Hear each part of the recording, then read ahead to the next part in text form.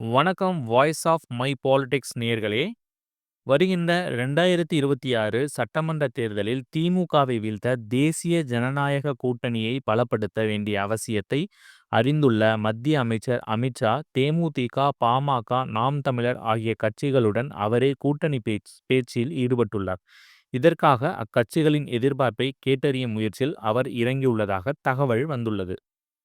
தமிழகத்தில் தேசிய ஜனநாயக கூட்டணியில் அதிமுக, பாஜக மட்டுமே பெரிய கட்சிகள். பாமக, தேமுதிக உடன் கூட்டணி பேச்சை சில மாதங்களுக்கு முன்பே பாஜக மேலிட தலைவர்கள் துவக்கினர். இதற்கு தேர்தல் சமயத்தில் சொல்வதாக அக்கட்சியினர் கூறிவிட்டனர்.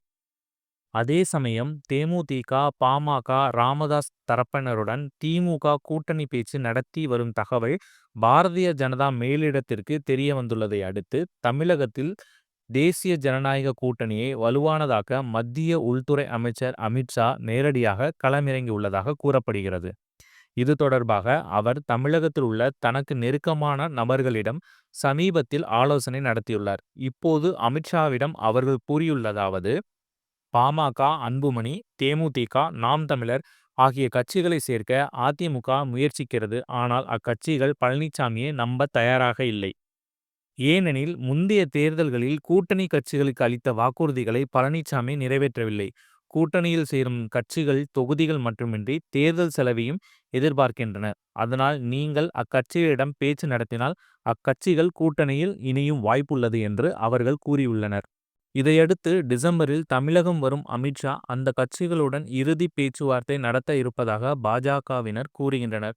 பாமக, தேமுதிக உள்ளிட்ட கட்சிகளை தேசிய ஜனநாயக கூட்டணிக்கு கொண்டு வரும் பொறுப்பை அமித்ஷாவை ஏற்றுக்கொண்டிருப்பது ஏன் என்பது குறித்து தமிழக பாஜக தலைவர் நயினார் நாகேந்திரனிடம் கேட்டபோது, இது குறித்து எனக்கு எதுவும் தெரியாது என்று கூறினார். பார்க்கலாம் 2026 தேர்தலில் எந்தெந்த கட்சி எந்தெந்த கட்சியோடு கூட்டணி வைக்க போகுதுன்னு. உங்களுக்கு ஏதாவது இதில் ஒரு ஐடியா இருந்தால் தயவு செய்து கமெண்ட்ல சொல்லுங்க. மேலும் அரசியல் தொடர்பான செய்திகளுக்கும் பிற செய்திகளுக்கும் voice of my channel like பண்ணுங்க, சப்ஸ்கிரைப் பண்ணுங்க, கமெண்ட் பண்ணுங்க. நன்றி, வணக்கம். உங்களுடைய லைக், கமெண்ட் அண்ட் சப்ஸ்கிரிப்ஷன் தான் எங்களுக்கு மிகப்பெரிய ஊக்கம். ஸோ நீங்கள் கொடுக்குற ஊக்கத்தினால இன்னும் மேலும் சிறப்பாக எங்களால் வீடியோஸை கொடுக்க முடியும். நன்றி, வணக்கம்.